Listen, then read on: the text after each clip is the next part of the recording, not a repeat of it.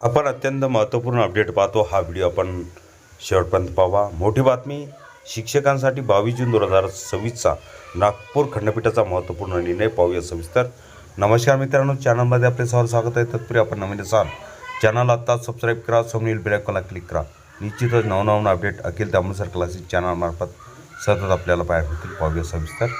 24 जून 2026 शिक्षक पदोन्नती प्रक्रियेसंदर्भात मोठा आणि दूरगामी परिणाम करणारा निर्णय देताना मुंबई उच्च न्यायालयाच्या नागपूर खंडपीठाने TET CTET पात्रता नसलेल्या शिक्षकांना पदोन्नतीचा दावा करता येणार नाही असे स्पष्ट केले आहे. न्यायमूर्ती अनिल L. पानसरे आणि राजनीश R. व्यास यांच्या खंडपीठाने रमेश रामलाल धांडू आणि इतर विरुद्ध महाराष्ट्र शासन व इतर रीट याचिका 2524-2026 या प्रकरणात याचिका फेटाळून लावली. याचिकाकर्त्या शिक्षकांनी जिल्हा परिषदेकडून तयार करण्यात आलेल्या विस्तार अधिकारी, शिक्षण केंद्रप्रमुख आणि उच्च श्रेणी मुख्याध्यापक पदांच्या पदोन्नतीसाठीच्या ज्येष्ठता यादीत आपली नावे समाविष्ट करण्याची मागणी केली होती. तसेच 12 मार्च 2026 रोजी प्रसिद्ध करण्यात आलेली ज्येष्ठता यादी चुकीची असल्याचा दावा करत ती रद्द करण्याची विनंती न्यायालयाकडे करण्यात आली होती. न्यायालयाने यापूर्वी 26 मार्च 2026 रोजी या प्रकरणात नोटीस बजावली होती.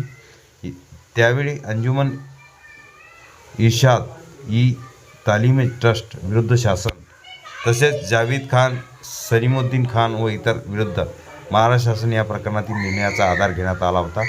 मात्र सुनावणी दरम्यान याचिकाकर्त्यांच्या वकिलांनी न्यायालयाच्या निदर्शनास आणून दिले की औरंगाबाद खंडपीठाने जावेद खान, सलीमुद्दीन खान प्रकरणातील याचिका 29 एप्रिल 2026 रोजी फेटाळून लावली असून त्या निर्णयाला सर्वोच्च न्यायालयानेही अद्याप कोणताही धक्का दिलेला नाही.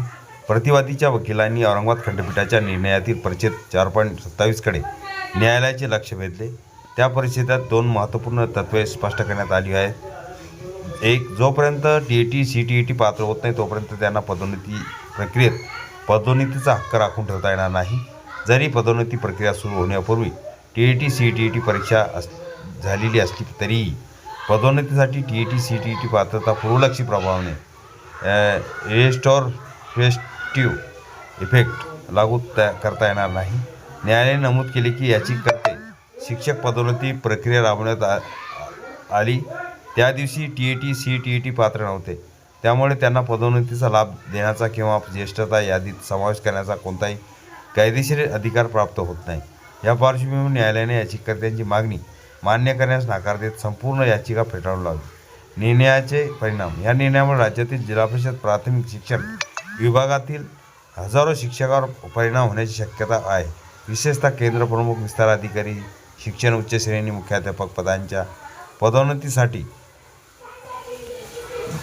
प्रयत्न करणाऱ्या शिक्षकांना TET CTET पात्रता अनिवार्य असल्याचे पुन्हा एकदा स्पष्ट झाले आहे. तसेच पदोन्नती प्रक्रिया झाल्यानंतर TET CTET पात्रता मिळवलेल्या शिक्षकांना मागील तारखेपासून पदोन्नतीचा दावा करता येणार नाही. हे या निर्णयातून अधोरेखित झाले नाही.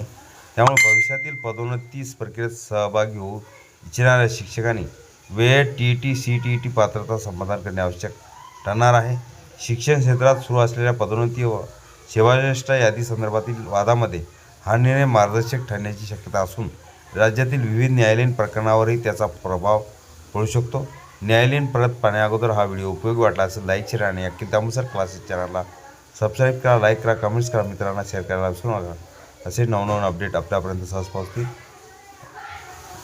कोर्टाची प्रत 22 जून 2026चा महत्त्वपूर्ण निकाल. हे पूर्ण परत अखिल तांबूसर क्लासेसच्या डिस्क्रिप्शन बॉक्समध्ये लिंक आहे, तिथून डाउनलोड करू शकता.